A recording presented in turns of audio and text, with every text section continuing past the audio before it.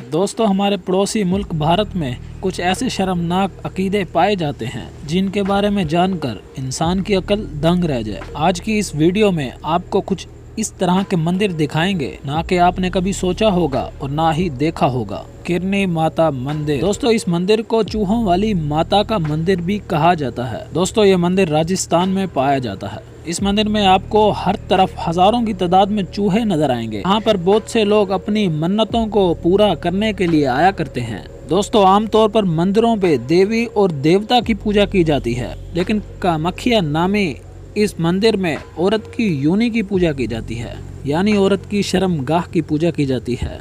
यहाँ पर बहुत से लोग अपनी मुरादों को पूरा करने के लिए आया करते हैं। बोल्ट बाबा मंदिर। दोस्तों, ये मंदिर राजस्थान के पास इलाके में वाक़ है। इस मंदिर के बारे में कहा जाता है एक शख्स का इस मोटरसाइकिल पे ट्रेन के साथ हादसा हुआ, तो उस शख्स की डेथ हो गई। वहाँ के पुलिस एहलकार जब मोटरसाइकिल थाने ले गए, दूसरे दिन मोटरसाइकिल उसी लोकेशन पर दोबारा पहुँच गई जहाँ पर शख्स की डेथ हुई थी, और वहाँ के लोगों ने इसकी पूजा करना शुरू कर दी।